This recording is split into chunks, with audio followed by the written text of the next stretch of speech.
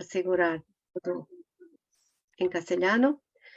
Tenemos una sesión muy interesante aquí para debatir la temática 2 de conflictos y movilizaciones sociales. Ya tenemos algunas conclusiones de los plenarios y de las sesiones presenciales que nos dan cuenta de cómo importante es esta gestión de participación y de movilización para la defensa del bien común que es la agua. Aquí en esta primera parte tenemos 4 proyectos que van a ser presentados. Que voy a dar inmediatamente secuencia. Yo creo, Laura, que hacemos las preguntas al final de los 4 o a seguir a cada uno. No, al final cada parte tendrá su periodo de preguntas. Entonces, al final de las 4 preguntas y luego... Ok, certísimo. Entonces, yo voy a dar la palabra a Oscar Vidal, que va a presentarnos su proyecto Fonts del Montseny. Oscar, por favor, tienes 6 minutos, como Laura ha dicho, y al final tenemos algunas preguntas de los participantes para ti.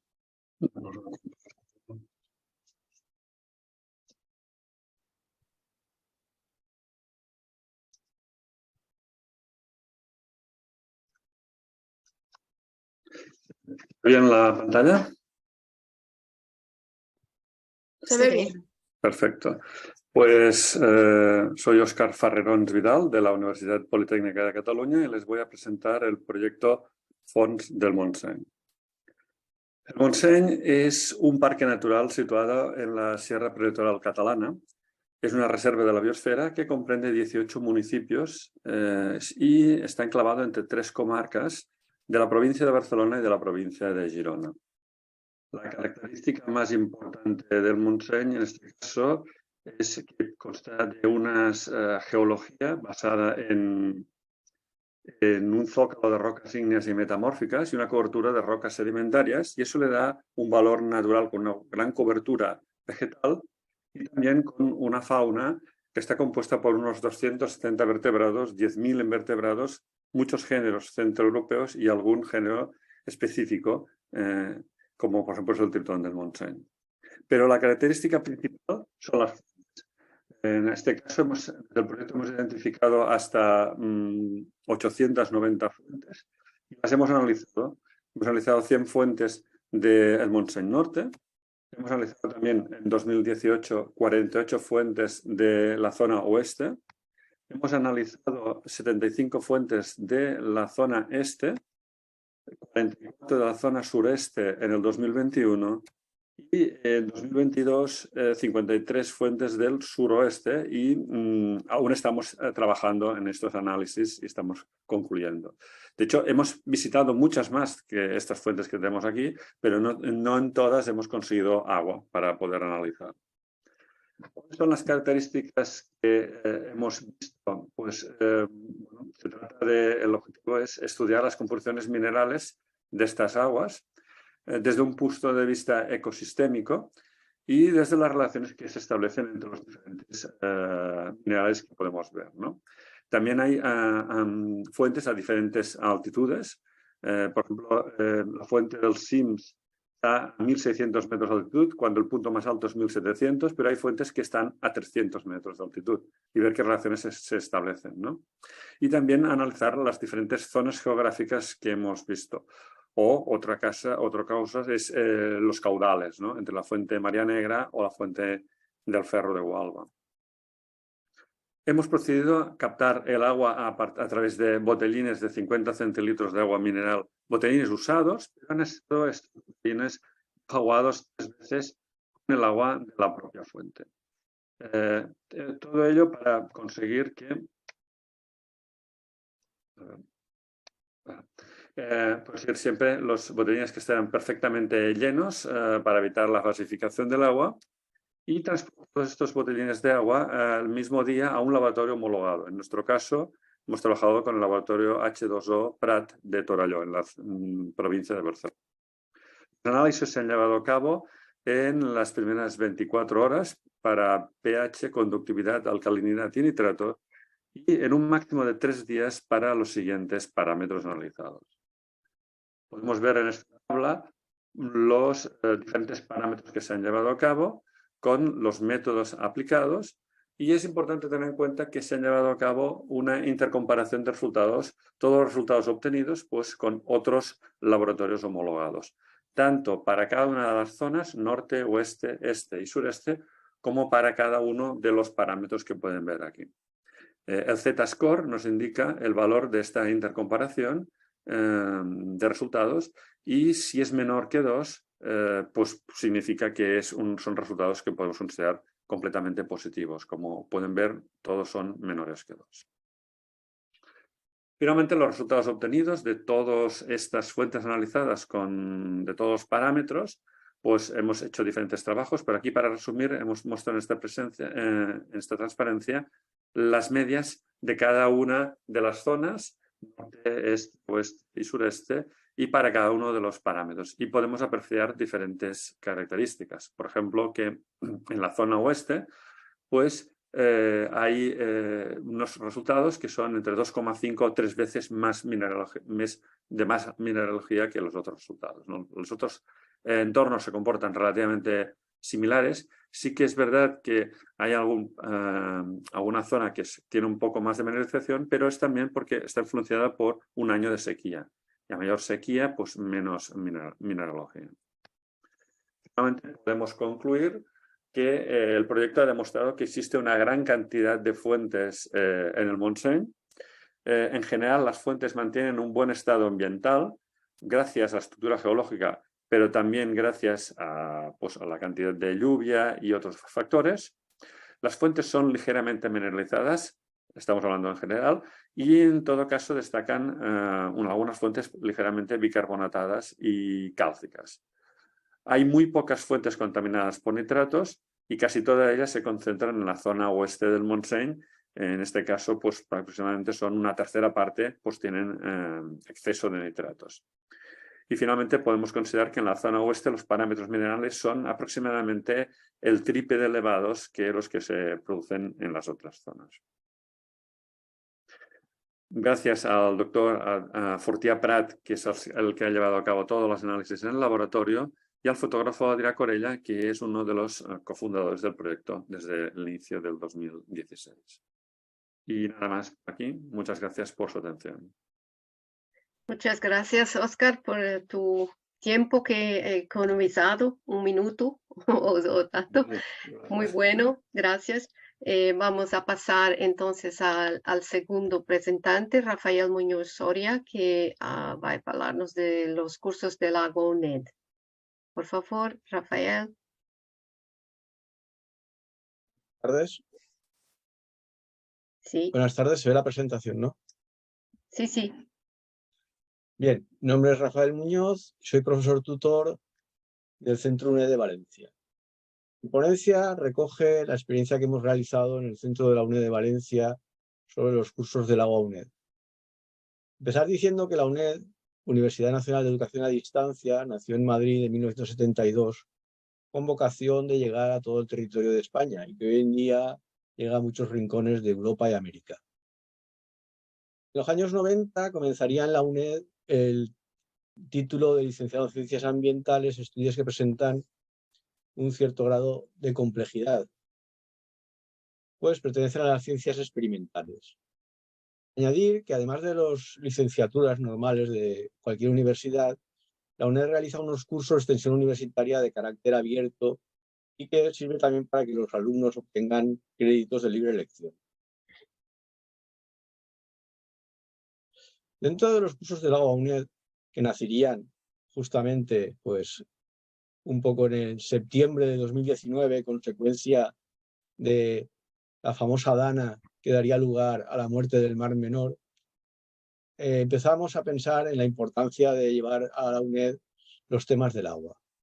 Y en el año 2020, tendríamos el primer curso en el que recogeríamos las cuestiones sobre el Mar Menor, coincidiendo además con los 20 años de la Directiva Marco del Agua. Y en este curso, pues ya los ponentes nos hicieron ver cómo la muerte del Mar Menor era una crónica de una situación anunciada. Pues ya en el año 2015 podíamos ver la aparición de una crisis eutrófica muy importante. Después seguiría un curso sobre la albufera de Valencia, que contamos además con la participación del actual rector de la Junta Rectora del Parque Natural, el actual presidente Carles Sanchís, y nos hizo también ver cómo en los años 70 esta laguna sufrió un importante colapso y cómo poco a poco, después de la designación de este espacio como parque natural, ha ido mejorando hasta su momento actual, que francamente podemos estar contentos de que está yendo mucho mejor. Después de este curso, hicimos un curso que fue muy singular y muy interesante porque dimos la voz a los agricultores, en concreto al Tribunal de las Aguas de Valencia. Y contamos para ello con los usuarios del agua y además los grandes usuarios del agua, porque tenemos que reconocer que el 80% del consumo del agua en España, en la mayoría de las cuencas hidrográficas, es agrícola. Y además también nos acompañó en el curso Marta Lora Tamayo, que es la catedrática de Derecho Administrativo de la UNED, para dar una visión jurídica a la situación. Creo que es muy importante este curso porque pone en valor a los usuarios del agua. Después tuvimos otro curso sobre los bosques de ribera. En este caso contamos con compañeros del CEDEX, Francisco Cortés y Beatriz Molina, que nos hicieron una visión general de la vegetación de ribera y además nos hablaron de la guía visual interactiva de la vegetación de ribera española. La frecuencia de estos cursos fue muy agradable porque ver cómo los participantes en los cursos tenían que organizar un trabajo monográfico y la gran calidad de estos trabajos nos dio a pensar en hacer un foro para que ahora fueran los propios estudiantes o participantes en los cursos los que presentaran sus trabajos. Se organizó el primer foro del agua UNED y además también dio lugar incluso a un libro electrónico, con lo cual pues, el esfuerzo se pudo ver plasmado en una publicación. Contamos además con la presentación en el foro de Amelia Pérez Zabaleta, que es un referente en los estudios de economía del agua y catedrática de economía en la UNED. Pero todo esto, ¿a dónde nos lleva? Nos hace reflexionar sobre la importancia de divulgar, ¿no? Divulgar es una labor importante y necesaria, pues como todos sabemos, solo se ama y se respeta lo que se conoce, pero ¿lo hacemos bien? Esto no lo tenemos que plantear, porque muchas veces caemos un poco en nuestro propio pensamiento y no somos capaces de analizar. ¿Conocemos a la sociedad? ¿Estamos involucrando a todos los participantes? Y sobre todo, muy importante, el mundo cambia, no solo el clima, las culturas, los pueblos. ¿Somos conscientes de ellos? Como conclusión, pues esta reflexión. Debemos continuar esta labor, pues hoy por hoy es la única herramienta que tenemos para lograr este cambio de la nueva cultura del agua. Muchas gracias por vuestra atención. Muchas gracias, Rafael. También muy económico en tiempo. Estoy muy contenta porque vamos a tener más tiempo para las cuestiones. Vamos a seguir entonces con Pau Fortuño, creo que será el presentador de Iniciativa Participativa para evaluar, mejorar los ríos en la provincia de Barcelona, usando la ciencia ciudadana. Por favor, Pau. Voy a compartir. Espero que ya veáis la diapositiva. Y nada, se me está cortando un poco vuestras charlas, a lo mejor, y me dice que tengo baja conexión o algo así. Normalmente funciona bien, igual es que han llegado todos los niños de la escuela y se han puesto a ver Netflix o vete a saber, o igual están haciendo los deberes. Pero bueno, intento, si se corta, pues me avisáis y ya vuelvo a repetirlo. Y nada, empezaba mi charla con esta foto que si habéis estado, trabajáis en ríos o paseáis al lado de ríos, pues empieza a ser muy habitual, ¿no? Ver estas esta capa de basura muchas veces justo después de una pequeña lluvia, una tormenta, un poco de avenida, que queda toda la vegetación de ribera llena de toallitas de plásticos y ahora muchas toallitas, ¿no? Cada vez parece que se están usando más con la excusa de que son biodegradables y en el paquete pone que se pueden tirar en el váter, pues así acaban en los ríos.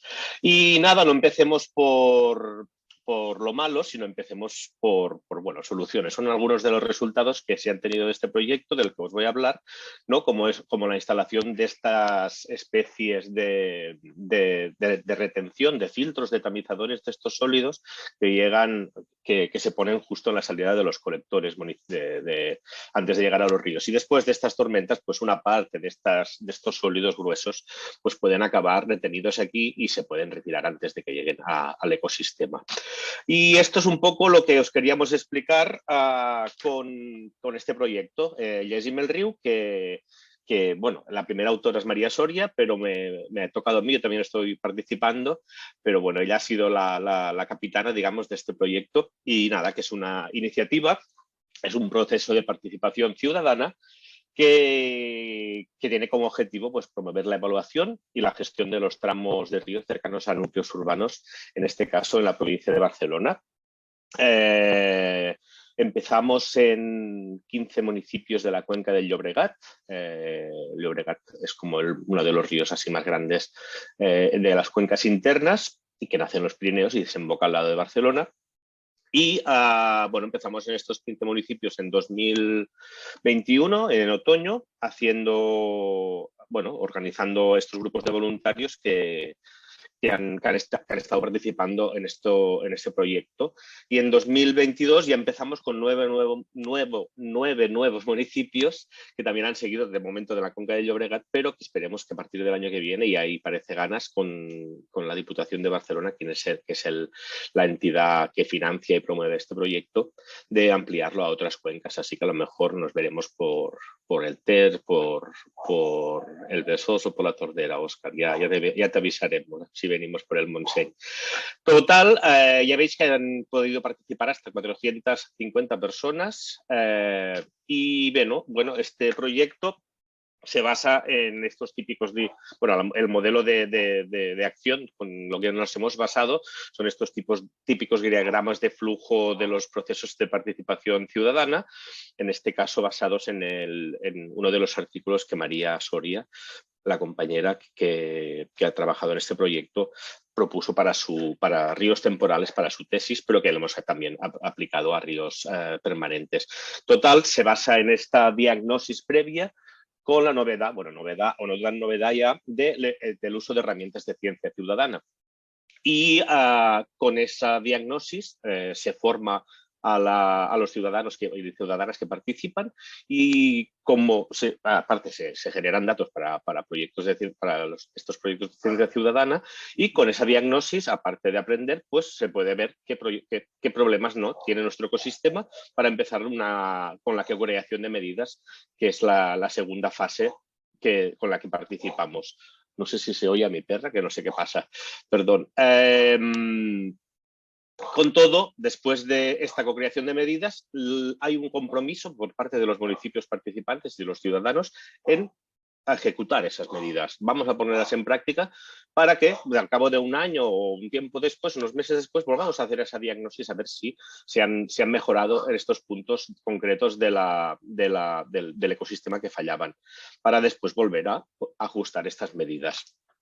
También una cosa, particularmente, que ha sido difícil o interesante, ha sido este trabajo entre dos gestores de población municipal y de la Diputación, que muchas veces no están muy en contacto, ¿no? Como es la parte de la biblioteca y la parte de los técnicos de medio ambiente de cada uno de los municipios o de la Diputación.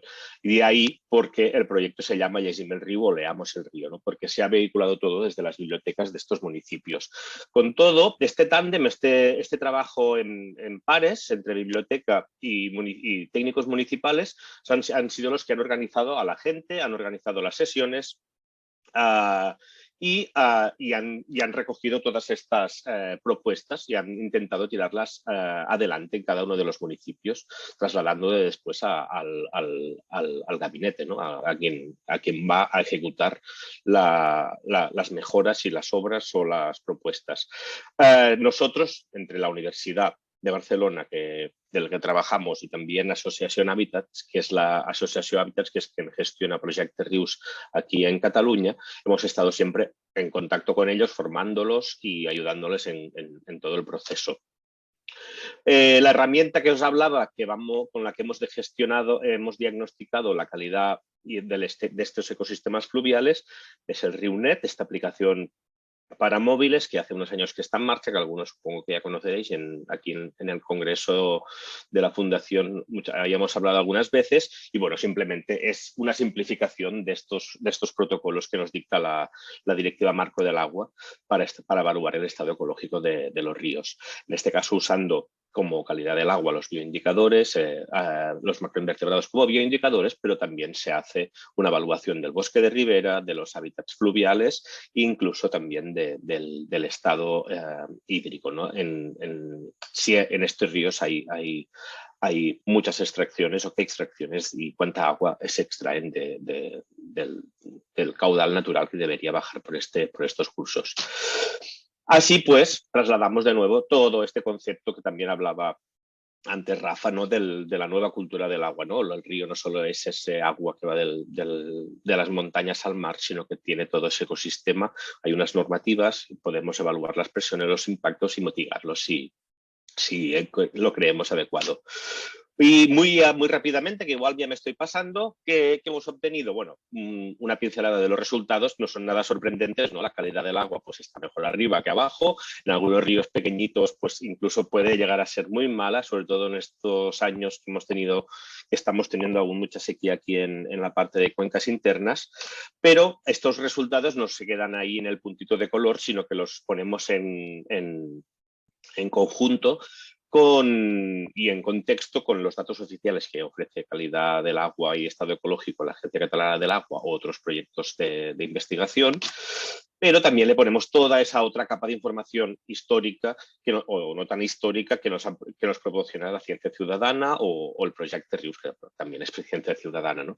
Todo esto lo intentamos transmitir a los ciudadanos que han participado y a estos municipios mediante estas fichas de resultados con toda esta información, y de ahí ya se pasa a estas sesiones de retorno de las que hablábamos, donde los participantes, pues primero hacemos una votación porque no podemos solucionar todos los problemas que hay en cada uno de los tramos evaluados, y también muchas veces desde una biblioteca, desde un municipio, no podemos dar solución a problemas tan graves como son los caudales ecológicos o la contaminación por minería que llega desde cuenca arriba. Pero sí que podemos hacer estas acciones colaborativas y también estas peticiones, ¿no? De pequeñas ejecuciones a los ayuntamientos para mejorar estos ecosistemas.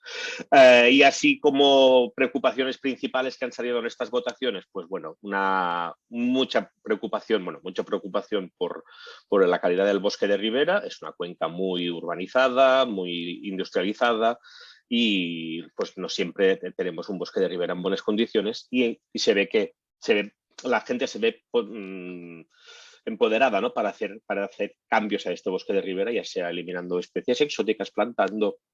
Desde el grupito de voluntarias, pues se ven posible de hacer algunas acciones. Y también, como no, esta presencia de basura, de plásticos tanto en las vegetaciones como en el fondo del lecho del río.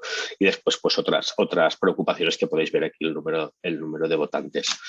Y bueno, terminamos como hemos empezado, ¿no? con algunas de estas acciones que hemos emprendido gracias a este proyecto. Así que muchas gracias. Aquí tenemos algunos de los tándems de biblioteca y técnicos municipales que han participado. Gracias. Muchas gracias, Pau. Hemos tenido aquí un pequeñísimo trasvase de tiempo. Me he aprovechado de los anteriores. Para ti, has aprovechado un poco de eso.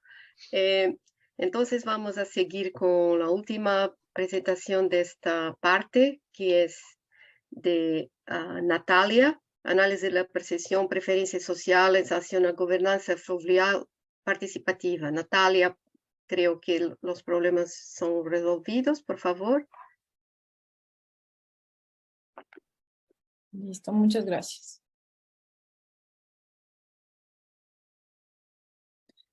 Listo. Sí, bueno, a ver, muchas gracias. Les voy a compartir justamente sobre el análisis de la percepción y las preferencias sociales hacia una gobernanza fluvial participativa.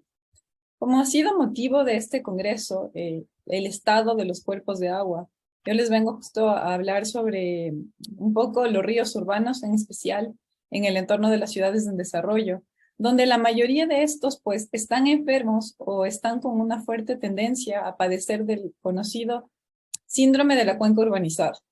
Esto hace referencia a un estado en el cual el paisaje ha perdido sus cualidades naturales, sus márgenes de protección, su vegetación, incluso ha sido sometido a prácticas estructurales como canalizaciones, llegando pues a estar expuesto a descargas de aguas residuales, contaminación, lo que ha significado pues una pérdida de sus servicios ecosistémicos, de sus funciones ecológicas, ocasionando cada vez más escenarios de vulnerabilidad, de riesgo frente al cambio climático, y cómo no, pues afectando en el valor no solo ecológico y ambiental, sino también social. Entonces, frente a este estado ¿no? degradado que tienen los ríos, surge la pregunta, ¿no? ¿Cuál es el rol de la participación? ¿Por qué es importante una gobernanza fluvial participativa? Para esto va a ser importante entender que los ríos urbanos son sistemas socioecológicos, es decir, no es un ente enteramente ambiental, sino que tiene una parte social que es la que lo conforma, pues esta dimensión ecológica está en constante interacción y es la que provee de servicios ecosistémicos, de bienestar, mientras que la dimensión social provee de una serie de gestiones y medidas y gobernanzas que hacen que el paisaje o mejore o incluso siga su camino hacia la degradación. Dentro de este marco es importante hablar justamente de los servicios ecosistémicos. Y aquí pues entendemos que son los beneficios materiales e inmateriales que la comunidad recibe de la naturaleza. Ha llevado pues un poco más la atención los beneficios materiales, como pueden ser los recursos, la regulación microclimática. Sin embargo, también es importante atender que estos beneficios también son capaces de satisfacer las necesidades espirituales, culturales, emocionales, recreativas de los habitantes. Atender a las dimensiones intangibles, incluso dentro del marco de un paisaje degradado, se convierte en algo importante hacia su recuperación, porque empezamos a reivindicar a este paisaje como un bien común. Y como lo decía Eli Ostrom en toda su investigación, ¿quién mejor que los propios implicados para trabajar un bien común? Entonces, la comunidad tiene que avanzar hacia un rol que le permita cogestionar, coparticipar, cogobernar. Y de eso se trata justamente el objetivo que tiene avanzar hacia una gobernanza más holística, más transversal. La investigación que les presento tiene justamente como objetivo lograr mapear, conocer, identificar estas percepciones y preferencias sociales de un paisaje y de sus servicios ecosistémicos. El caso de estudio está ubicado al sur del Ecuador, en la ciudad de Loja, donde esta ciudad cohabita con dos cursos fluviales, el río Malacatos y el río Zamora. Como pueden ver en la imagen, está completamente entrelazado con su tejido urbano. Para el desarrollo de esta investigación se trabajó con un mapeo participativo. Este se resolvió a través de un cuestionario web que buscó pues levantar las características sociodemográficas, el grado y tipo de vinculación que tenían las personas con estos dos paisajes fluviales, el tipo de actividades realizadas en los márgenes y los aspectos positivos y negativos que ellos podían identificar. Es decir, ellos podían decirnos dentro de todo un mapa de la ciudad en qué zonas ellos podían encontrar aspectos tanto positivos como negativos y adjudicarles una ubicación georreferencial. De esta manera era posible mapear las zonas de mayor y menor valor. Esto se realiza a través de la plataforma Survey 123 de ARGIS y luego pues también fue procesado con sistemas de información geográfica para desarrollar mapas de calor a partir de estas ubicaciones. Como resultados, pues tuvimos una muestra representativa de 200 encuestados y 640 puntos geográficos, donde, bueno, pues pudimos conocer cómo la comunidad se relaciona incluso de forma diferente con cada uno de los cursos fluviales siendo así una referencia al estado incluso biofísico de cada uno de ellos, el tipo de vinculación, las actividades que más realizaban, y pues se pudo construir este mapa de valoración negativa. Este pues es el mapa de calor que concentra y evidencia las zonas donde la comunidad pudo determinar que el río o los ríos se encontraban en peor estado. Como podemos ver en la imagen, se concentró específicamente sobre un eje fluvial que es el río Malacatos y en la zona céntrica de la ciudad, lo cual pues ya hacen como un acuerdo y notamos una distribución geográfica bastante concentrada. Se pueden ver pequeñas presencias alrededor de la ciudad, pero creo que la respuesta es un poco más objetiva en este caso. Y pues dentro de los aspectos a elegir como los que principalmente se les adjudicaría a esta zona, encontramos con un 77% que se dijo que tenía contaminación, mal olor, basura y plagas. Con respecto a los lugares con valoración positiva, notamos una distribución y un patrón geográfico disperso, donde incluso hay apariciones de zonas de valor positivo, e incluso en las zonas periurbanas, rururbanas de la ciudad.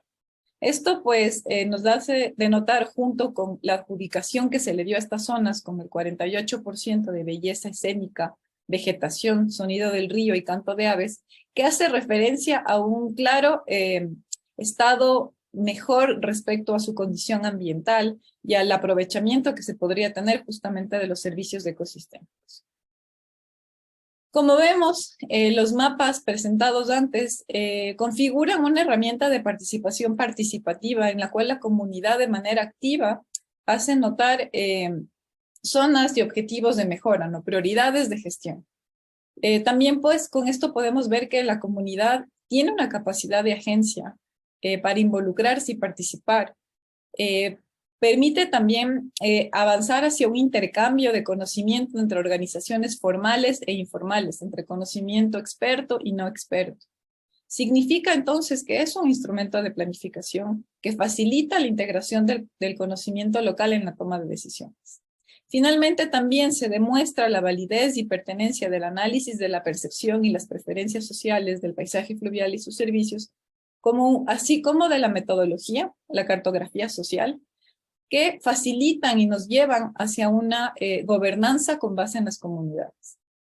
Y termino con esta frase que justamente sale del informe de la Organización de Conservación de la Naturaleza, que nos dice que la población no solo es un beneficiario pasivo, sino que también puede proteger, gestionar, restaurar proactivamente los ecosistemas, ayudando a resolver los conflictos y aumentando así la resiliencia de las ciudades.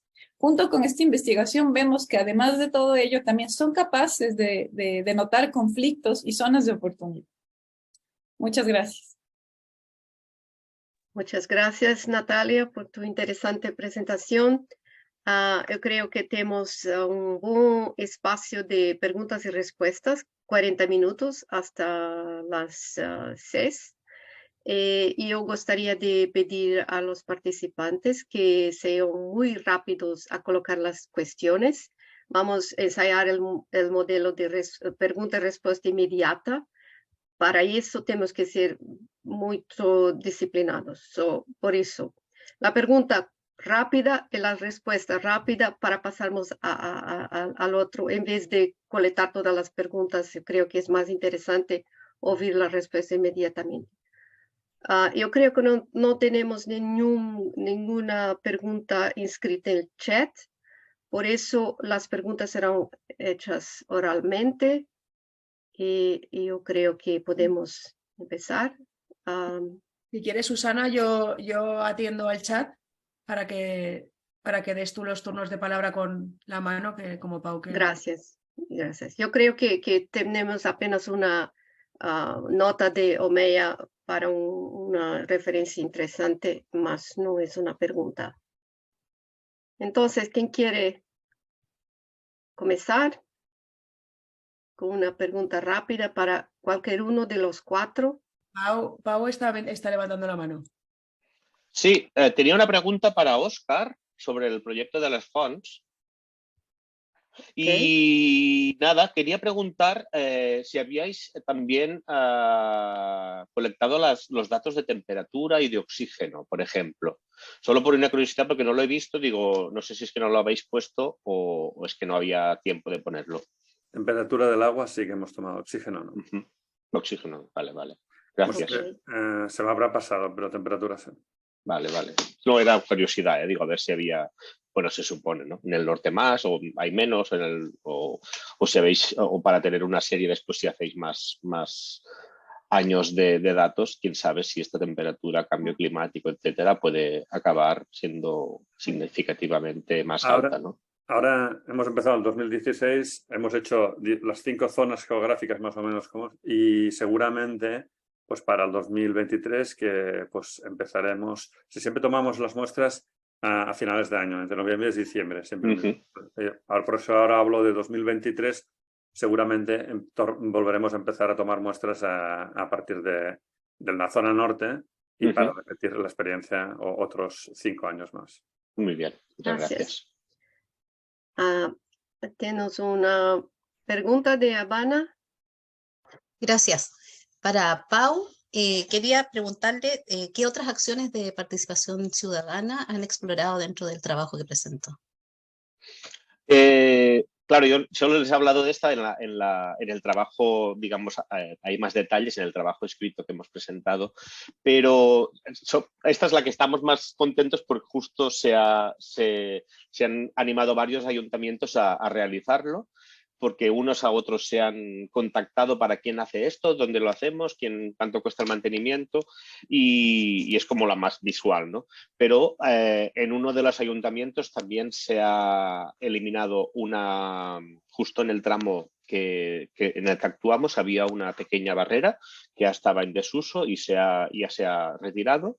Ya estaba un poquito planificado de hacerlo, pero se aunó esta energía de este proyecto para tirarlo adelante junto a todo el resto de participantes. Y después, a partir cosas más sencillas, pero también muy valiosas, son el organizar excursiones por el río, en dar a conocer la planta autóctona versus la planta exótica e incluso invasiva. Se han organizado en algunos, claro, después en las mismas bibliotecas, ya no tanto en el río, eso en ese tiempo que se trabaja con el proyecto, pues ya se hace lecturas de cuentos relacionados con el río. Se hacen, ¿qué hicieron más? Se han hecho exposiciones de fotos de gente que recogía fotos de avenidas antiguas, de cuando el río antes, el río después. Cosas así un poco más de educación, de visibilizar la importancia de este ecosistema, ¿no? Y cómo de importante es tenerlo en buenas condiciones. Gracias. Pau, ¿alguna pregunta más para otro de nuestros presentadores?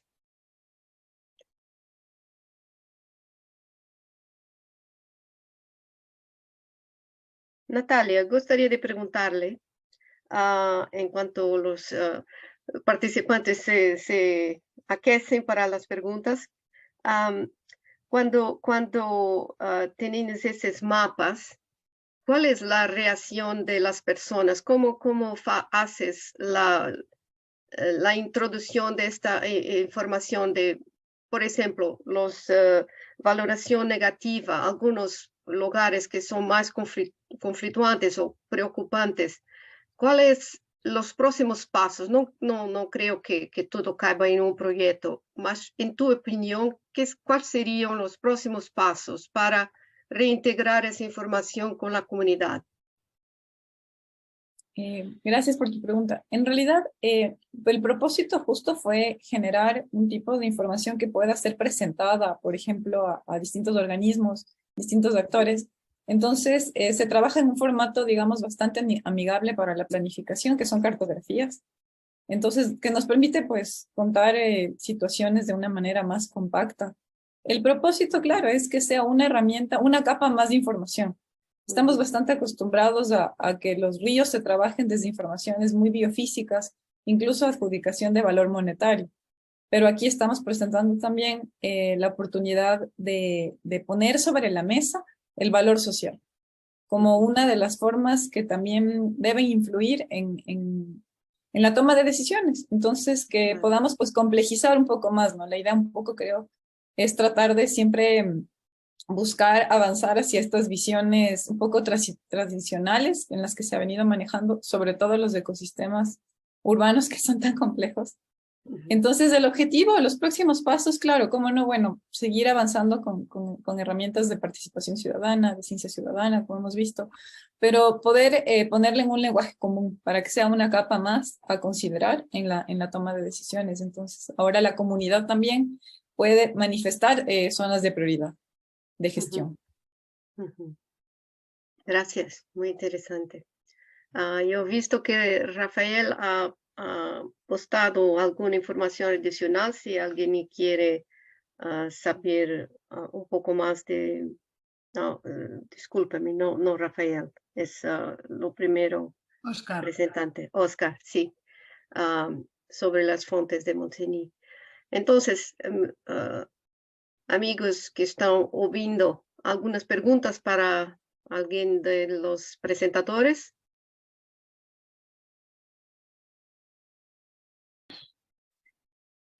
Si no tenemos preguntas, podemos Dar una segunda ronda de... empezar por la segunda Sí. parte. Y bueno, y si quiere decir que si se ocurre alguna otra pregunta de la primera parte, se puede trasladar a la segunda, que no hay Claro.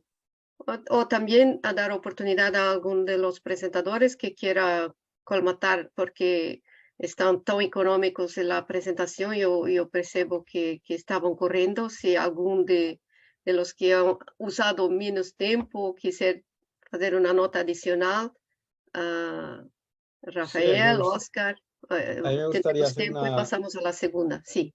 Sí, me gustaría hacer una pequeña reflexión. Llevamos 3 años en la UNED haciendo cursos de divulgación, charlas, también hemos hecho muchas más actividades de las que he presentado. Y creo que es muy importante, se habla mucho del cambio climático, por ejemplo, es una cosa que es un referente normal hoy en día en cualquier debate sobre medio ambiente. Y una cosa de lo que se habla muy poco, y creo que tenemos que pensar mucho en ello, es el cambio social. O sea, yo lo veo mucho cuando hago divulgación con niños, en colegios, y es hoy en día, vamos a decirlo claro, el 70% o 80% de la población en muchos colegios son niños migrantes. ¿Y qué información estamos llevando? O sea, ante esta sociedad que está cambiando tantísimo, ¿cómo afrontamos la divulgación? Porque es que la calle de hoy en día no tiene nada que ver con la calle de hace 30 años o 40. O sea, somos conscientes de esto en nuestro trabajo de divulgación, de compartir, de toda esta nueva cultura del agua. ¿Somos conscientes de esta nueva sociedad? Yo creo que muchas veces no lo hemos pensado, ¿eh? No sé si uno de los compañeros quiere aportar alguna idea desde su experiencia. Gracias, Rafael. Una nota importante. Sí, Yo Oscar. quiero añadir una cosa, justamente con lo que decía Rafa, ¿no? Y es verdad que desde el proyecto del Montseny, por ejemplo, lo que hemos hecho que hemos redescubierto estas 890 fuentes, ¿no? Pero estas fuentes existían hace 40, 50 años o 60 años, la gente sabía dónde estaban. Y si nosotros ahora hubiéramos planteado el proyecto nuestro como ciencia ciudadana, se hubieran encontrado 90 o 100, 120, porque muchas fuentes han desaparecido, están llenas de zarzas o están inutilizadas por urbanización, ¿no? Que también ha llegado arriba a la montaña. Entonces, es verdad que el entorno ha cambiado en muchos ámbitos, en muchos lugares, pero en los ámbitos naturales ha cambiado y en las montañas ha cambiado mucho más. Bueno, mucha gente que vivía en las montañas y conocía sus entornos se han ido a las ciudades y por ejemplo, los sistemas fontinales han desaparecido, que tenían toda una vida alrededor, ¿no? Pues sí, es verdad, un poco con lo que estaba diciendo Rafa, ¿no? Nada más. Muchas gracias, Oscar. Yo creo que tenemos aquí 4 visiones complementarias muy ricas. Era una sesión muy interesante y estoy cierta que en la segunda parte muchas pontes se harán entre los trabajos que son presentados aquí y que serán presentados a seguir. Yo creo, Laura, que tal vez podamos usar estos 10 minutos de economía para la segunda parte, que pasaré a ti para coordinar, es porque nuestra colega Lía ha tenido un problema de ficar presa en una reunión y no consigue llegar en tiempo. Mas Laura nos ayudará con la moderación de la segunda parte y yo estaré aquí también un poco más. Quería agradecer a los presentantes a la calidad de riqueza de vuestras charlas, de todo que nos ha enseñado con estas presentaciones. Muchas gracias, fue un placer estar aquí moderando esta sesión. Fue muy rica, muy interesante para las conclusiones de más este congreso de la Fundación Nueva Cultura de Agua. Gracias, Susana. Gracias a ti por moderar esta primera parte de la sesión de esta área temática. Y bueno, como bien dice Susana, pues empezamos la segunda parte. Empezamos los 4 trabajos que se van a presentar y comenzamos con Omeya. Omeya, cuando quieras, comparte pantalla para explicarnos un poco el trabajo de movilizaciones locales informales por el agua en la isla Martinica, en Francia, una forma de expresar el sentimiento de injusticia. Sí, ¿veis mi presentación? Sí. Gracias. Bueno, buenas tardes a todas y a todos. Muchas gracias. Y hoy voy a llevarles un poco de viaje porque les hablo desde una isla francesa del Caribe, Martinica. Es una antigua colonia francesa y hoy territorio francés de ultramar desde 1946. Y esta presentación trata de las movilizaciones informales por el agua en Martinica, una expresión del sentimiento de injusticia social. En Martinica asistimos desde hace algunos años a la permanencia de varios problemas sociales relacionados con el agua, y especialmente desde el año 2020, en el que coincidieron cortes de agua importantes con el confinamiento debido a la pandemia. Varios factores que aquí tenéis han favorecido la movilización ciudadana por el derecho al agua potable. Bueno, en la isla se observa una fuerte disimetría entre el norte y el sur de la isla.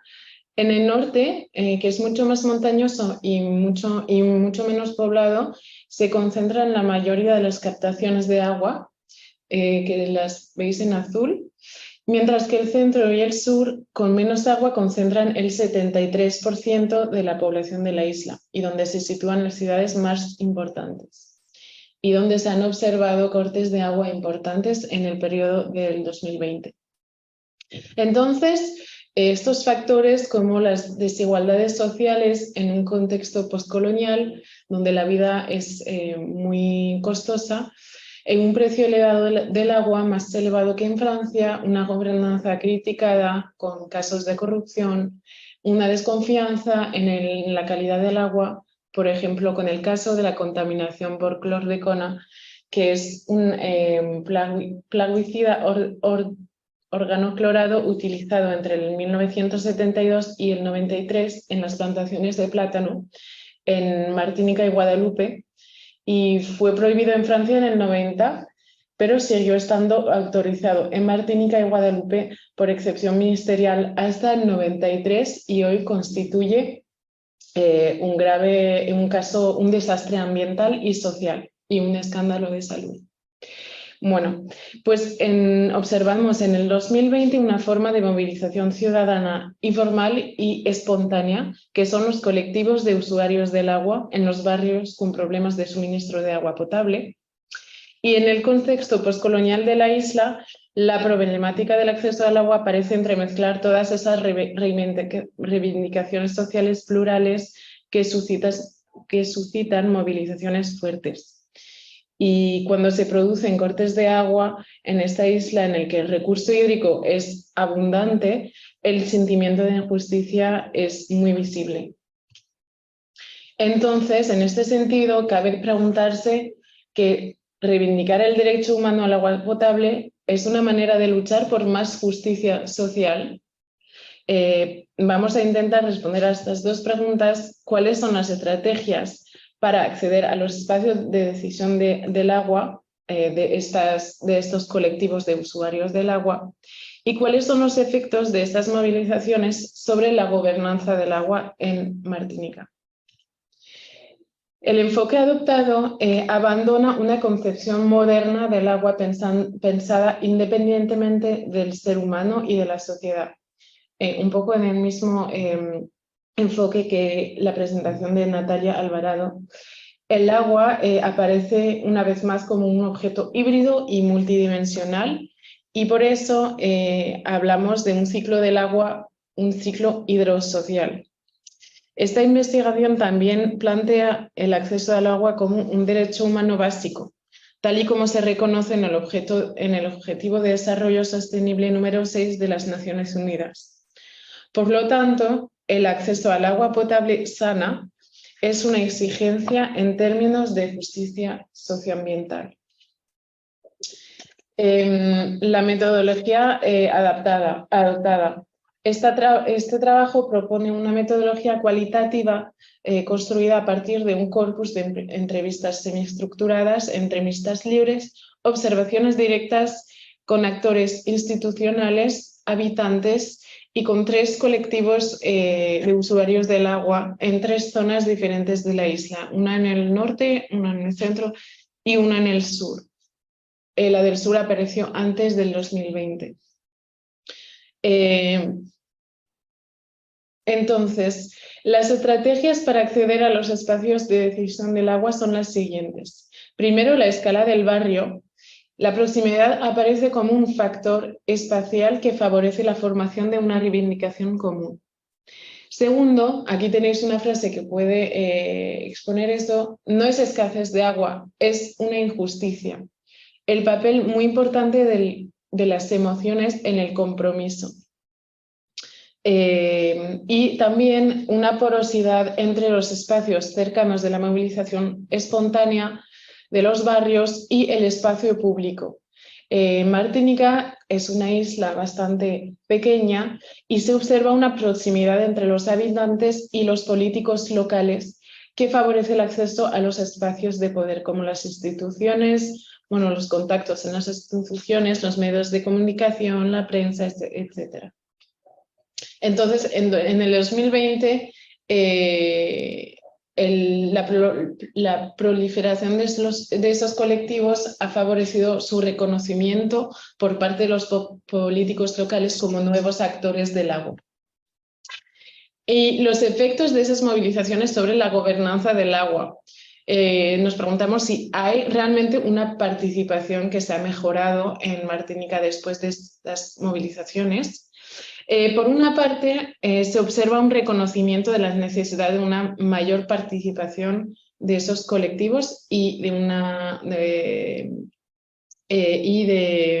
la población de Martinica.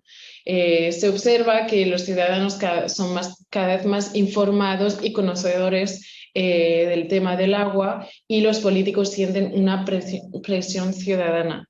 Pero por otro lado, notamos una distancia persistente entre las políticas del agua y la vida pública, que se puede explicar por la complejidad técnica de los problemas del agua, un acceso que sigue restringido a los procesos de toma de decisiones y por la dispersión y la sectorización de la acción pública relacionada con el agua, que es muy compleja, con muchos actores institucionales en Martinica.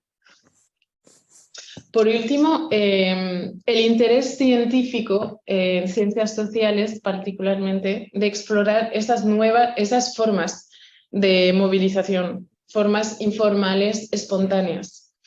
Me pareció interesante porque permite identificar mecanismos de exclusión identificados, vividos y resentidos por las poblaciones locales. También nos permite analizar los impensados de los poderes públicos focalizados en políticas de gestión, planificación.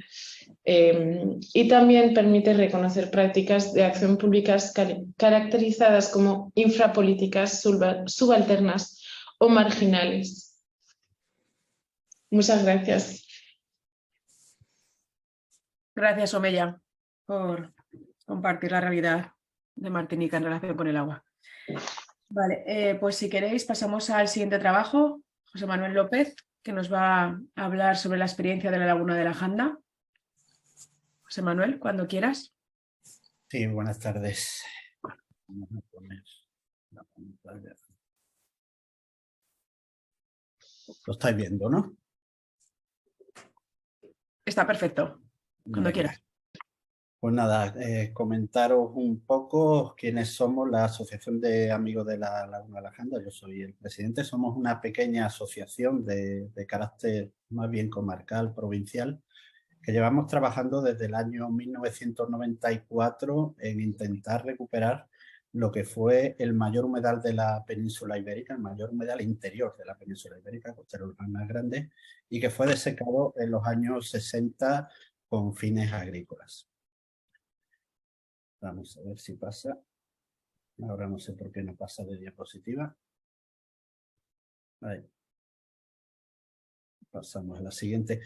La Laguna de la Janda, lo tenéis en la foto de ahí arriba, está situada muy cerca del estrecho de Gibraltar, que es esta zona de aquí, y por eso su importancia fundamental. Era un humedal, aparte de ser el mayor de la península ibérica, muy relevante desde el punto de vista ecológico, porque está en el embudo migratorio, ¿no?, del paso de todas las aves de Europa hacia África en sus migraciones y otra serie de características. Pero era un humedal emblemático y que lamentablemente desapareció en los años 60 con fines agrícolas. Y bueno, previamente a esa desecación, por intereses puramente empresariales del desarrollismo de la época, se procedió a un deslinde de lo que son los terrenos de dominio público. Lo que veis en el fondo de la diapositiva es un mapa del deslinde del año 1946 de uno de esos humedales de la Janda, de la Laguna de la Janda, que era la más grande.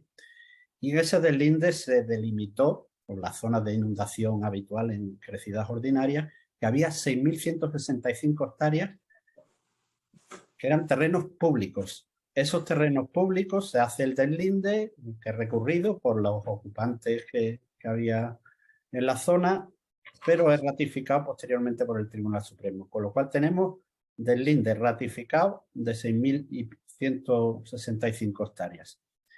Esos terrenos, después del deslinde, se otorgan en concesión para ese proceso de secación y se supone que tienen que revertir al Estado pasado un tiempo. Antes de que pase ese tiempo, el Estado decide rescatar la concesión en 1964 por fines de crear una zona regable, pero es algo que nunca llega a ser efectivo. En la práctica, quienes se le había adjudicado la desecación de estos terrenos eran grandes terratenientes que habían colaborado en su momento con el régimen franquista en la guerra civil y en la posterior represión franquista, y lo que se hace es que teóricamente se rescata, pero en la práctica la idea era repartirlo a pequeños parcelistas para su cultivo y un mayor desarrollo comarcal, pero en la práctica lo que hace es pagarse las obras de desecación a estas empresas que lo habían desecado y dejarlo seguir en sus manos. Y esa es la situación actual. Aunque está desde el año 64 rescatado, nunca se ha hecho ese efectivo ese rescate y los antiguos concesionarios, los herederos de los antiguos concesionarios, siguen usurpando esos terrenos que son públicos sin pagar ningún tipo de concesión y aprovechándolos con fines agrícolas. Si pasamos a la siguiente diapositiva. Bueno, nosotros como asociación desde 1994 llegábamos trabajando siempre por la vía de la negociación con los ocupantes de los terrenos, con las administraciones, y ha sido una lucha muy frustrante durante todos estos años. No hemos conseguido ningún avance, por lo que en el año 2019, como somos una pequeña asociación, decidimos buscar el apoyo de los principales grupos conservacionistas y de defensa del patrimonio hidráulico a nivel estatal. Presentamos el proyecto a muchas organizaciones y finalmente constituimos una plataforma que se presentó en 2019. Tenéis ahí el acto de presentación con todas esas entidades que están ahí, ¿no? Desde el punto de vista de defensa del patrimonio hidrológico, hidráulico, pues tenemos a Ríos con Vida y a la Red Andaluza de Nueva Cultura del Agua. Y luego, pues, principales organizaciones ecologistas, conservacionistas a nivel nacional, como SeverLife, Greenpeace, Ecologistas en Acción, y algunas fundaciones y asociaciones que trabajan a nivel andaluz en temas de conservación de la naturaleza y conservación del patrimonio natural. Bueno, fruto de esa colaboración en estos años hemos avanzado tremendamente y hemos realizado un montón de acciones. Entre esas acciones, bueno, pues más de un centenar de escritos a distintos organismos. Ahí he puesto una pequeña representación, tanto a las administraciones competentes, que son Junta de Andalucía y Estado español, a través de cartas nuestras, de iniciativas que hemos defendido entre el Defensor del Pueblo andaluz y Defensor del Pueblo estatal, preguntas parlamentarias con el apoyo en Parlamento andaluz y Parlamento nacional, quejas a Defensor del Pueblo, escritos a Fiscalía Europea, escritos a la Unión Europea. Bueno, un montón de acciones de ese tipo. Aparte, por supuesto, reuniones con la Junta de Andalucía y con la Administración del Estado. Ambas son responsables de esa gestión del dominio público hidráulico. El dominio público hidráulico tiene carácter estatal, pero al ser, en este caso de los humedales de la Janja, una cuenca intracomunitaria andaluza, la gestión y administración está transferido a la administración andaluza, al gobierno regional. Con lo cual hay una competencia concurrente. Bueno, pues nos hemos reunido con todos ellos, hemos hecho un montón de movilizaciones, marchas, caravanas, actos informativos, apariciones en medios de comunicación, televisiones locales, regionales, nacional, aparición en prensa nacional, en prensa local, movilizaciones de todo tipo, y con eso hemos conseguido algo que no existía, que era un fuerte apoyo social en la comarca. Por razones que no tengo tiempo de explicar, la Laguna de la Janda había pasado más o menos al olvido, pese a que da nombre a toda una comarca, ¿no?, gaditana, y que, bueno, ha condicionado el desarrollo de esa comarca a lo largo de la historia. Bueno, con este trabajo que llevamos en estos años hemos conseguido un fuerte apoyo social que se ha plasmado no solo en esas manifestaciones, sino en lo que tenéis ahí, que son acuerdos plenarios del pleno de 3 de los 4 ayuntamientos, de los 4 municipios por los que se extienden los antiguos humedales de la Janda, acuerdos plenarios de sus corporaciones municipales sin un solo voto en contra, con el apoyo de todos los partidos políticos, y acuerdos a nivel de la organización, vamos, de la Diputación Provincial, que reúne a todas las entidades locales de la provincia, igualmente con todo el apoyo de todos los partidos políticos, instando al Estado y a la Junta de Andalucía, que son las administraciones competentes, a recuperar ese dominio público, que está usurpado, como os digo, desde el año 1964. Pese a esta gran movilización social y este apoyo local que tenemos ya, que hemos conseguido, las administraciones con competencias en dominio público, el Estado y la Junta, siguen sin actuar. El Estado sí hace declaraciones de intenciones. De hecho, en noviembre se aprobó la Estrategia Nacional de Humedales para hasta 2030 y en ellos hablan como objetivo de recuperar 1.000 de esas 6.000 hectáreas de la Laguna de la Janda, pero se quedan ahí. A la hora de actuar y de tomar acciones no las están haciendo. Y por su parte la Junta de Andalucía, que es la que tendría que iniciar esos expedientes de recuperación de oficio de esos terrenos que son públicos y están usurpados, no solo no hace eso, sino que incluso en el documento principal de gestión de la cuenca, que son los planes hidrológicos, ignora absolutamente la existencia del humedal. Ni se menciona en el plan hidrológico de la cuenca Guadalete-Barbate la existencia de los humedales de la Janda. Como os digo, los mayores en su momento en la península ibérica hasta su desecación, de gran relevancia europea, reconocidos incluso por la propia consejería, que ha organizado jornadas hablando de estos humedales, pero en el documento principal de gestión ni siquiera los menciona y, por supuesto, no hace referencias a su posible recuperación y demás. Bueno, pues como hemos visto, ahí hemos conseguido un gran apoyo social, movilizaciones, pero ¿qué pasa? Pese a eso, las administraciones no están actuando. ¿Por qué no están actuando? Bueno, pues simplemente porque hay grandes grupos de poder detrás.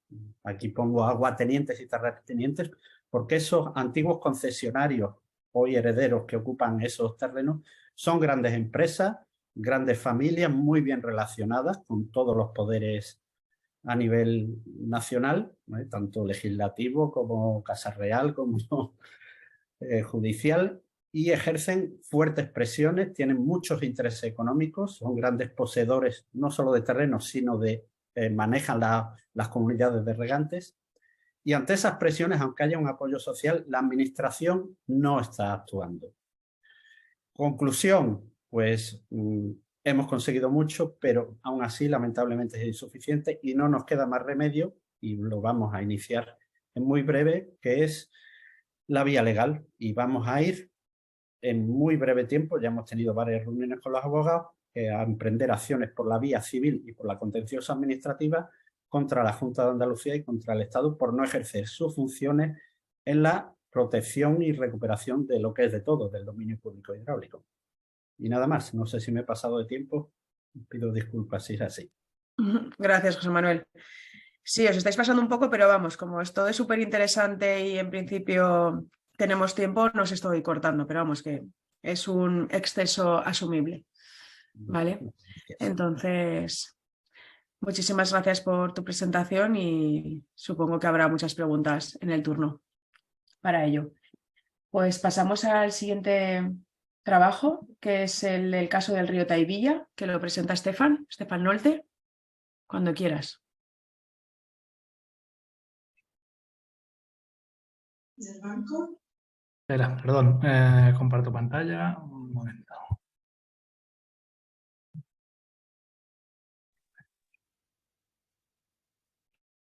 Aquí, ups, no sé si se llega a ver, ¿se ve bien? O... Sí, se ve, sí. Vale. Vale, pues cambiando un poquillo de tercio.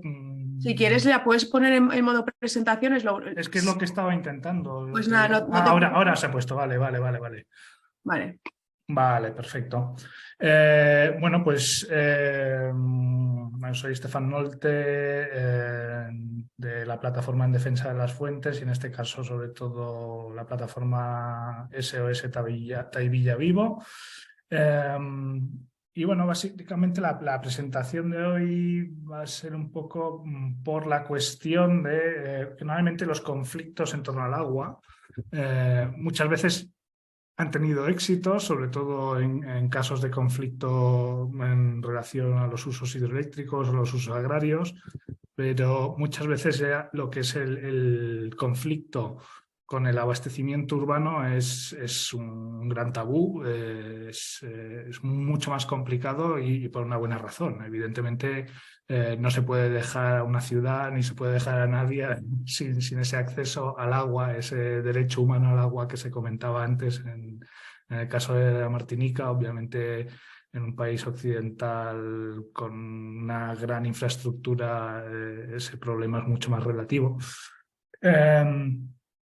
Y sí que, digamos que hay una gran dificultad, entre otras cosas, por cuestiones legales, ¿no? Porque lo que es el uso urbano de agua tiene en la ley de aguas prioridad sobre las demandas medioambientales que todos los demás usos no tienen, ¿no? Y en este caso, pues bueno, es un ejemplo de precisamente de abuso de esa prioridad de lo que es pues eso, la prioridad del uso urbano por encima de las necesidades ambientales y que de hecho está también perjudicando seriamente a algunas poblaciones ya bastante despobladas, por desgracia, en lo que es la Sierra de Segura, en la cuenca alta de Segura albacetense, ¿no? Por situaros un poco, porque seguramente mucha gente... sobre todo teniendo en cuenta que el Congreso ha sido en Murcia, pues bueno, igual ha escuchado hablar del Tahivilla,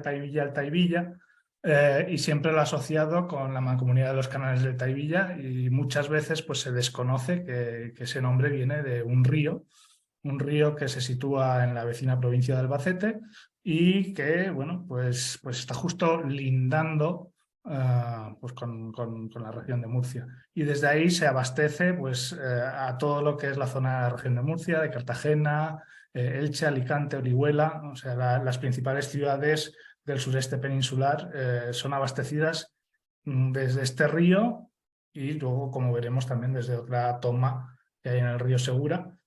Y el resultado de esta captación es la completa desecación del río, que es un río que en teoría está altamente protegido, está en plena red Natura 2000. Se supone que es un río truchero y que, como podéis ver aquí en las fotografías, pues bueno, de los más o menos 2 metros cúbicos por segundo que debería llevar en el lugar en el que se ha hecho la fotografía, pues no pasa absolutamente nada, no circula ni una gota. El nacimiento de lo que es la infraestructura, la captación del agua de este río, la historia de la desecación de este río, nace a principios del siglo XX, como tantas otras obras de la ingeniería hidráulica española, donde pues, después de la derrota en 1898, el desastre de Cuba, que le llaman, pues hubo como un sentimiento de humillación y de necesidad de renacimiento nacional y bueno, eso entre otras cosas conllevaba que se quería modernizar la base naval de Cartagena. Entonces se buscaron fuentes de agua cercanas, como todas las fuentes de agua cercanas con calidad y cantidad suficiente resultaban conflictivas, pues se procedió a traer el agua desde un lugar mucho más distante, más remoto. De hecho, el canal del Taivilla fue en su momento el canal más largo de Europa. Y bueno, de esas necesidades estrictamente militares, pues para que la operación también tuviera algún sentido económico, se fueron sumando diferentes municipios. ¿Qué sucede? Que se van sumando más municipios, más municipios, más municipios. Empieza a haber también todo un despegue del sector turístico en las zonas costeras y llega un momento en el que el río ya no da más de sí. Eso es sobre todo a partir de 1962, que es cuando empieza a haber las primeras restricciones en el suministro urbano bueno, pues en la zona de Murcia y Alicante. ¿Qué se hace en ese momento? Bueno, se construye una segunda captación en el río Segura, que bueno, entra en funcionamiento en 1964, que es la captación de Ojos, y en parte pues ya eso se utiliza como excusa, más que nada porque ese uso de agua urbana entraba en conflicto con el regadío, pues se utiliza en gran parte como excusa para la construcción del trasvase Tajo Segura, y entonces llega un momento a partir de 1969 que se sustituye el agua del propio río Segura por agua trasvasada del Tajo. Como podéis ver, la demanda de agua ha ido creciendo, creciendo, creciendo y bueno, la capacidad del río Taivilla para suministrarla ha ido menguando con el paso de los años. Pero bueno, ¿qué pasa con esta segunda captación que se construyó en la zona de Ojos?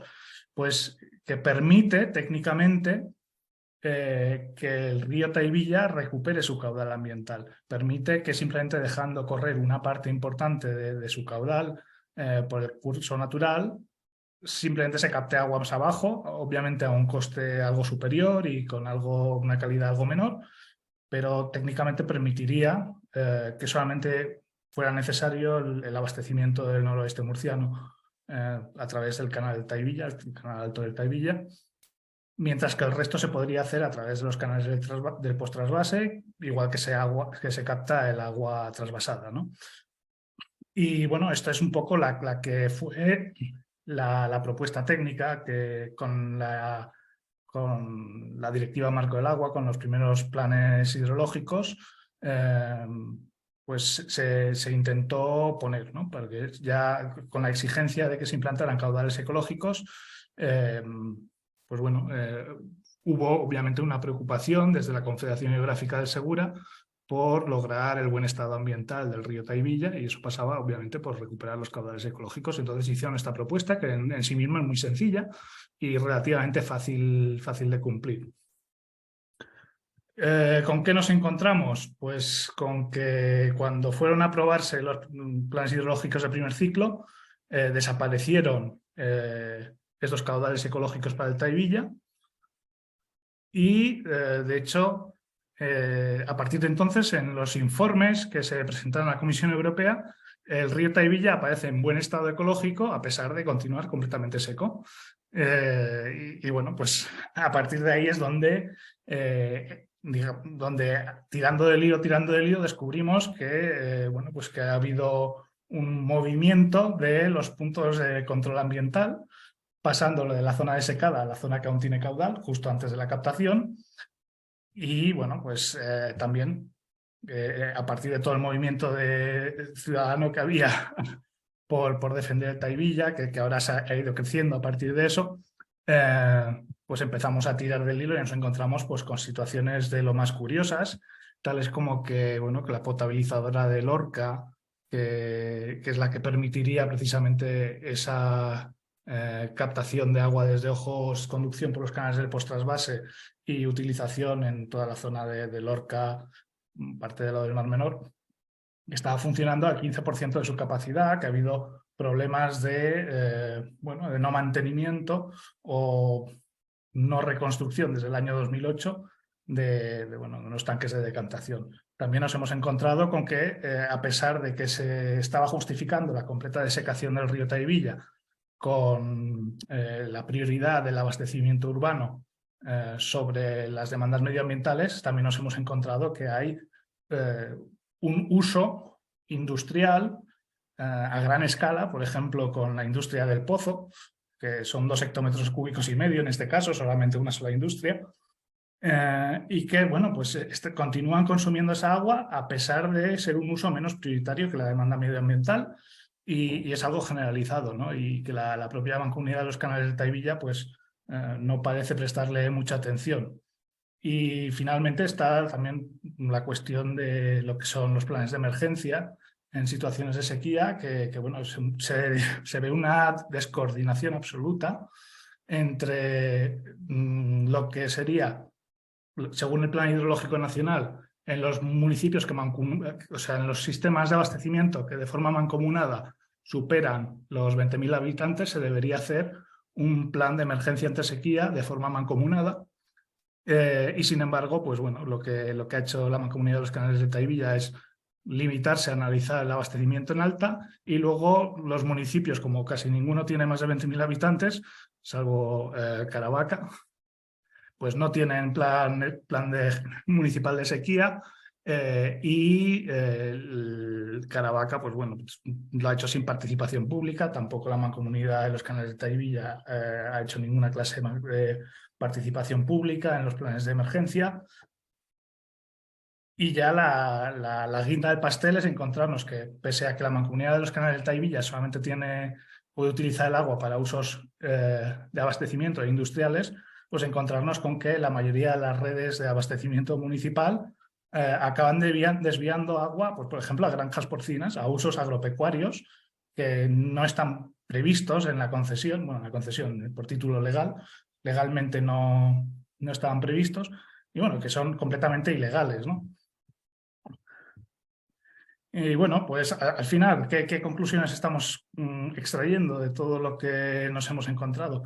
Pues primero de todo que hay un gran desconocimiento por parte de la ciudadanía en el sureste de los impactos que tiene el abastecimiento urbano de aguas, tanto las provenientes del trasvase, pero también las propias aguas provenientes del Taivilla, que hace falta hacer un análisis crítico de la red de seguimiento ambiental de la Confederación Hidrográfica del Segura, por estas trampas que hemos detectado a la hora de seleccionar los puntos de seguimiento.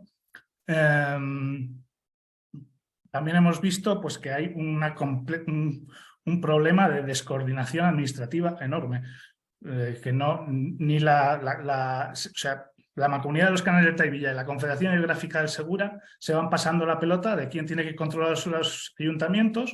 La Mancomunidad dice que se limita a hacer el abastecimiento en alta, los municipios hacen la distribución en baja, y nadie se hace responsable del control sobre a qué se están destinando esas aguas municipales, y de establecer una estrategia conjunta también para reducir la demanda de forma adecuada, especialmente ante situaciones de sequía, ¿no? Y finalmente, pues bueno, hace falta una mayor información para los ayuntamientos, que nos hemos encontrado también que los propios ayuntamientos no son conscientes de cuáles son los límites. Tienes ¿Sí? que ir terminando, Estefan. Sí, ya termino. Bueno, vale, perdón. Pues que los propios ayuntamientos desconocen la normativa de aguas y por eso hacen estas autorizaciones para, bueno, pues utilizarla para fines agropecuarios cuando en realidad son aguas de abastecimiento, y también para lo que es la aplicación de la declaración de la demanda ambiental del río Tahivilla sobre los usos industriales. Y todo esto obviamente requeriría una mayor participación ciudadana, tal y como demanda la Directiva Marco del Agua, porque de momento toda la planificación del abastecimiento urbano se está haciendo de forma totalmente opaca y de espaldas a la ciudadanía. Pues muchas gracias y perdón por haberme extendido. Sí. Vale, bueno, pues terminamos ya con Habana y procederemos al turno de preguntas, comentarios, que podéis ir levantando la mano si queréis en la herramienta Zoom o lanzar preguntas a través del chat, como queráis.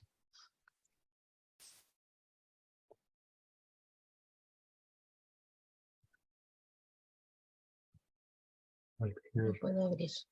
Al cierre. Ah, ya. Gracias.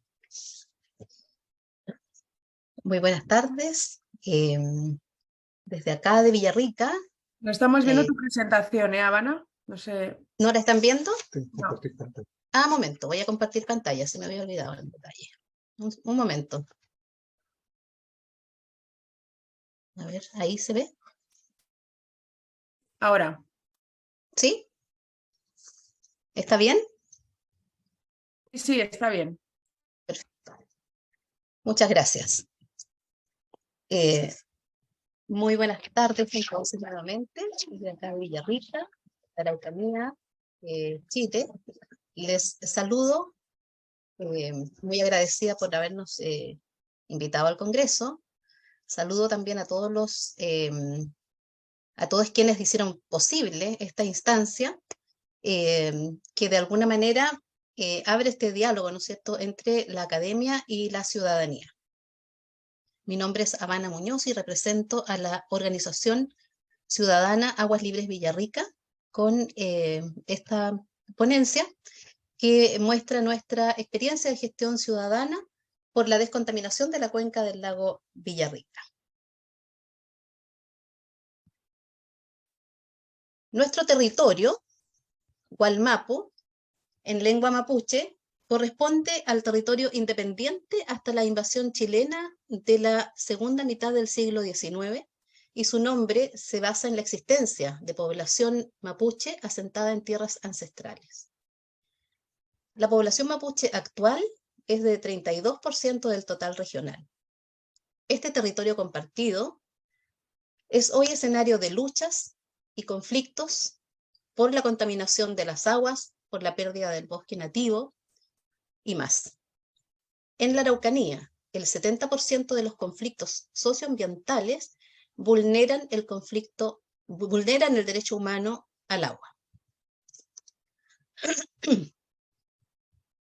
La Constitución chilena, nuestra Constitución, permitió sacar de la esfera pública y estatal el agua, y que ésta pudiera ser vendida y comprada en el mercado.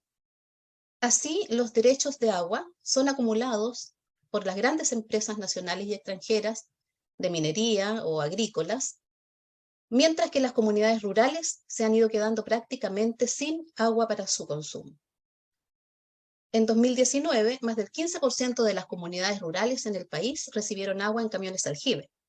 Solo acá en Villarrica, actualmente más de 1000 familias de 50 sectores rurales son abastecidas por camiones aljibe con un costo millonario para el Estado.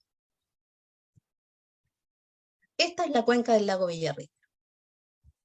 Abarca las comunas de Cunco, Villarrica, Pucón y Curarrehue.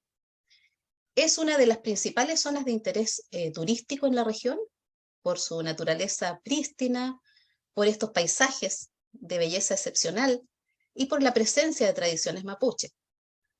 En el contexto de la crisis hídrica, la cuenca del Mayolafquén y en particular el lago tiene gran relevancia como una reserva de agua. Pero este paraíso, lamentablemente, no lo hemos sabido cuidar y se encuentra gravemente amenazado. Estas han sido noticias de estas últimas semanas, en realidad, desde que comenzó la época estival, donde vemos de qué manera el lago se ve fuertemente invadido por los blooms de algas, ¿ya? Acá el Ministerio de Salud comenzó a hacer mediciones de acuerdo a un plan establecido previamente que fue de alguna manera propiciado por la acción ciudadana y por nuestra acción también como movimiento y como otros movimientos de la cuenca. Aquí en síntesis hay a la izquierda algunos hitos importantes, ¿no es cierto?, donde estamos viendo que el año 2013 se publica la norma secundaria de calidad del agua para el lago Villarrica, tras estudios que establecieron cargas elevadas de nitrógeno y fósforo. Los monitoreos en 2016 dan cuenta de una superación de algunos de los parámetros de esta norma.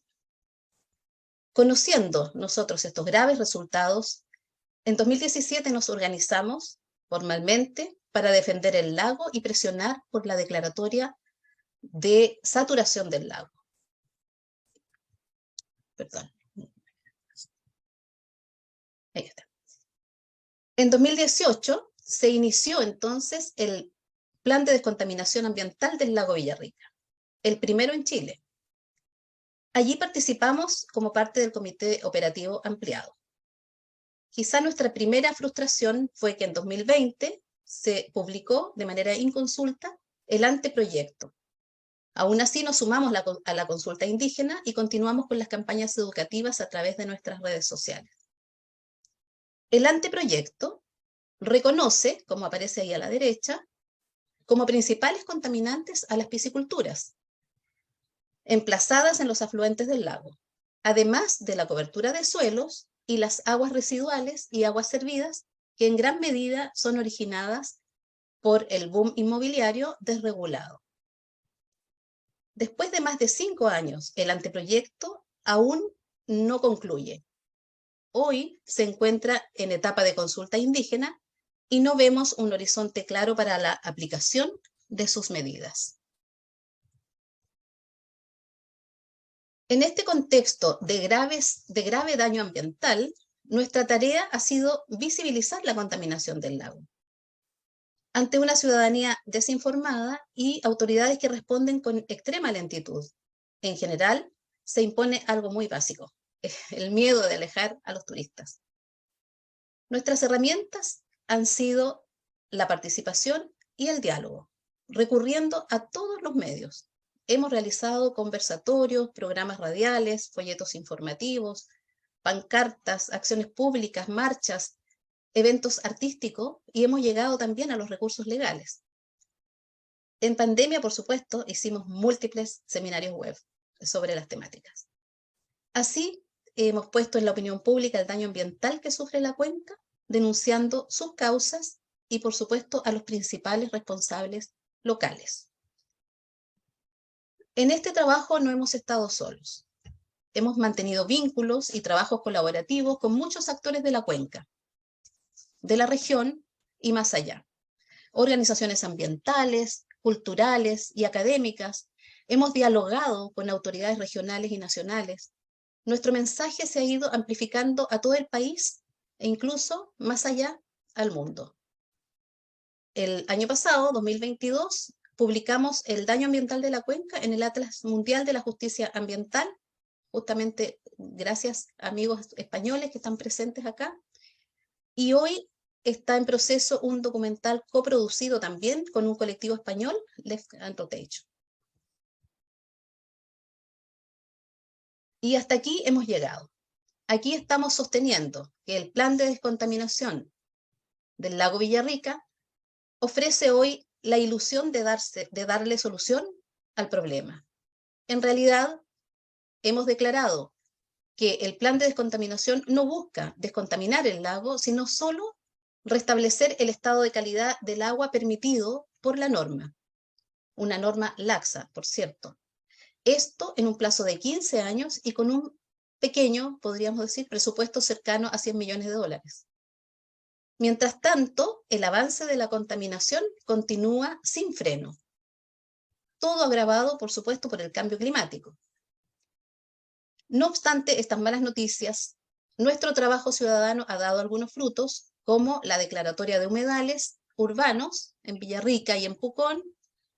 Y bueno, hoy día soñamos en realidad con ver los cambios esperados por décadas, como por ejemplo la delimitación de las playas, que es la que permite finalmente que se emplacen los proyectos inmobiliarios en la ribera del lago, que generan principalmente el problema, y que hoy son un escándalo nacional.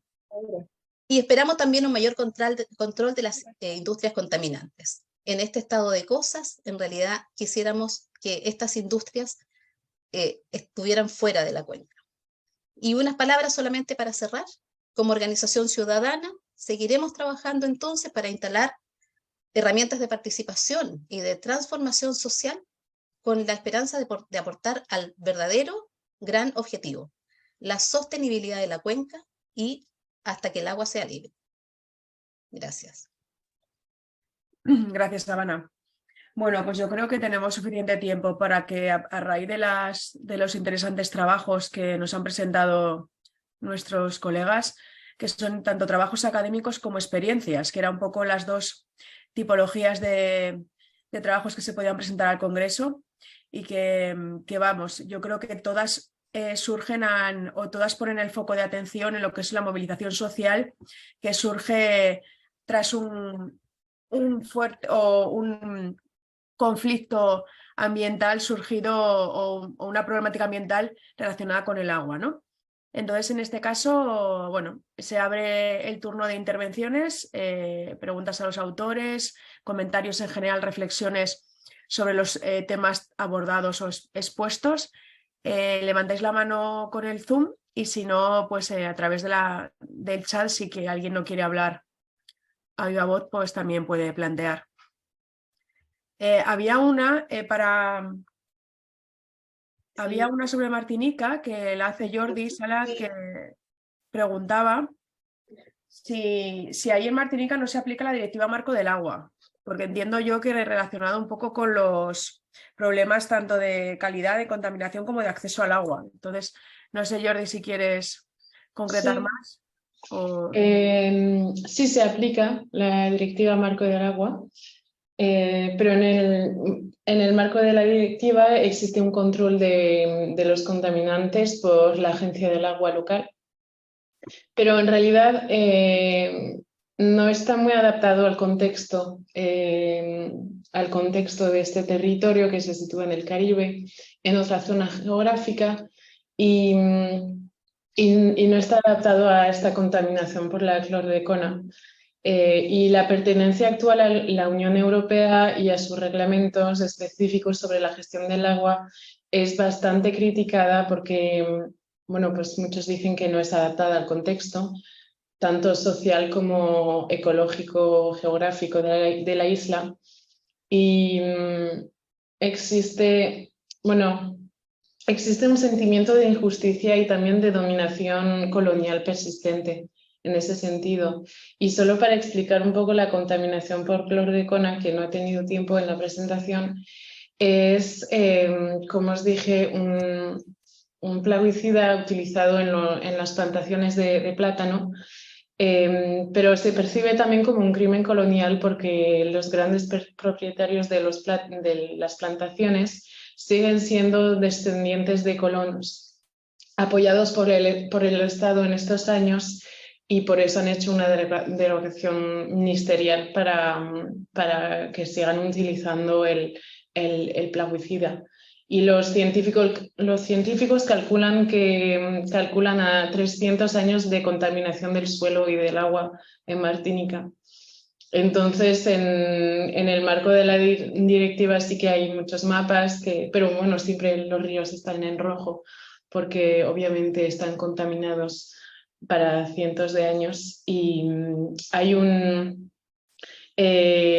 demanda en curso de varias asociaciones contra el Estado por envenenamiento del medio ambiente y este juicio fue desestimado por prescripción de los hechos. Es un gran escándalo aquí en Martinica y percibido como un escándalo bastante colonial. No sé si Gracias, Soraya. ¿Alguien más se anima?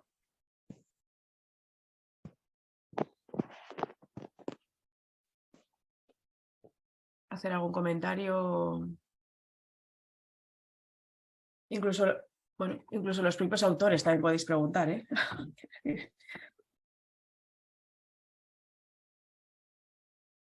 Mira, Habana y Cristian. Muy bien. Habana. Gracias. Sí, en realidad quería resaltar y agradecer lo que he escuchado, me ha parecido magnífico y noto que hay coincidencias con varios de los trabajos que abordan la dimensión social de la crisis hídrica y de la crisis socioambiental, podríamos llamarle. Más que el cambio climático, aun cuando sabemos la importancia que tiene.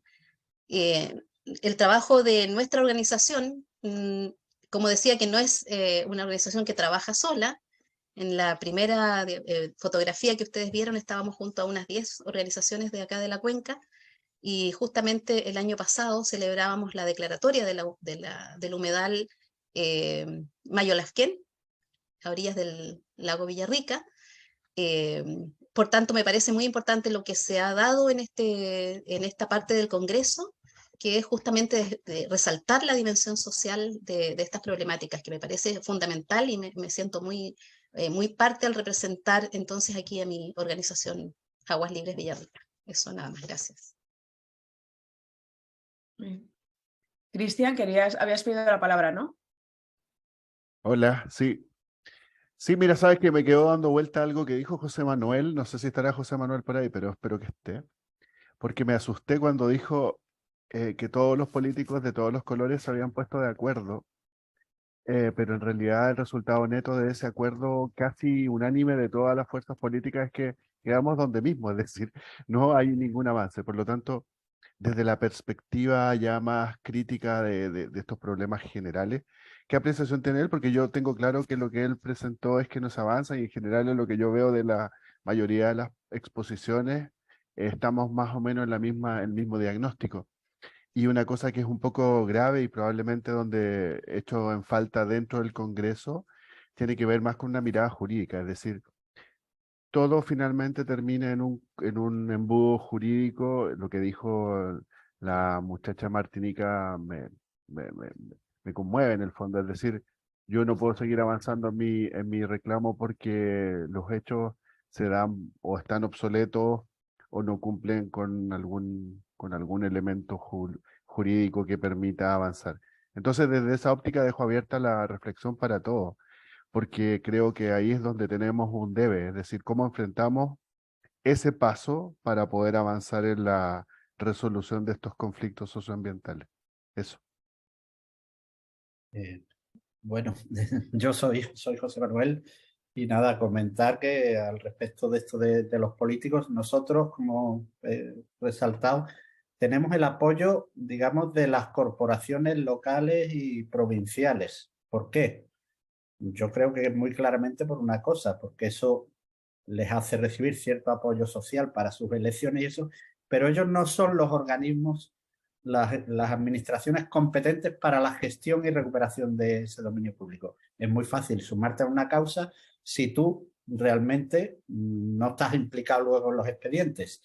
A nivel español, aquí en este caso de la cuenca nuestra, las competencias son de la Junta de Andalucía, porque es una cuenca que está dentro de la región exclusivamente, con lo cual la administración y gestión de ese dominio, aunque es de todos los españoles, es un dominio público estatal, corresponde a la Junta de Andalucía, que es la que siente las presiones directas más grandes de esas empresas y la que tendría que iniciar los expedientes de recuperación.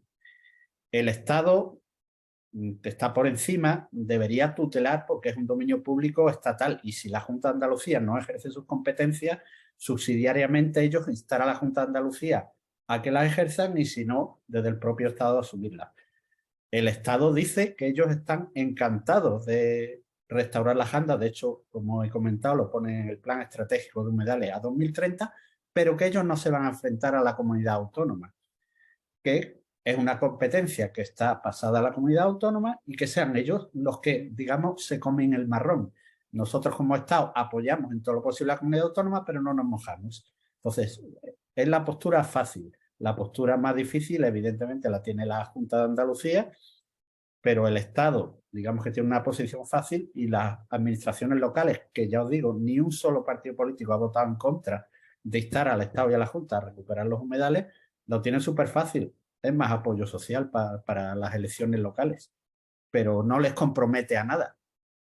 Entonces, esa es la razón, no hay otra. Si realmente las administraciones locales tuvieran competencia en la gestión de ese dominio, dudo mucho que hubiéramos tenido ese apoyo. De hecho, hay un ayuntamiento que, de los 4 que ocupan terreno de la Laguna Las Andas, que no se ha sumado a esta petición, no lo ha aprobado en su pleno, porque los principales empresarios y demás que ocupan los terrenos de Las Andas tienen una enorme vinculación política, social en ese municipio, y ese es el único ayuntamiento que no se ha sumado a la iniciativa, pese a que hay mucha gente del pueblo que está detrás, eran terrenos comunales de ese pueblo los que en su día se adjudicaron en concesión a estos empresarios, aunque eran terrenos comunales, no eran del Estado, eran del común de vecinos del pueblo, de Vejer, se le cedieron a grandes empresas para su transformación agrícola. Muchas gracias, José Manuel.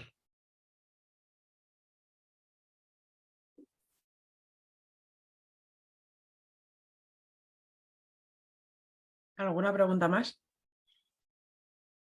¿O comentario? Bueno, si no... Kariem. ¿Kariem?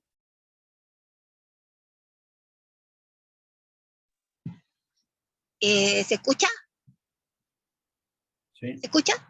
Sí, sí. Bueno, o sea, lo que uno ahí al escuchar algunas de las exposiciones, uno se da cuenta que los ciudadanos somos los que elegimos a las autoridades. Resulta que cuando las autoridades son autoridades, después ya no se desentienden realmente de los problemas de fondo que tenemos los ciudadanos, y al final nosotros somos los que terminamos judicializando ciertas situaciones ambientales que suceden en cada lugar. Al menos acá en Chile, lo que más hemos visto es eso, el movimiento ciudadano que hay a través de todas las regiones, precisamente por recuperar lo que tenemos como patrimonio natural, porque acá tenemos una gran riqueza de paisaje, gran riqueza de agua también, pero también estamos viendo cómo la vamos perdiendo. Entonces, es valioso que haya en estas instancias, una para apoyarse, porque se vive mucha frustración también, pero otra también para que en contextos internacionales ya se sepa que estas situaciones ya tienen que tener otras soluciones que sean mucho más de raíz, y que nosotros también sepamos quiénes son las personas que realmente se la juegan por los lugares en los que vivimos, y también nosotros ser más partícipes como ciudadanos. Eso.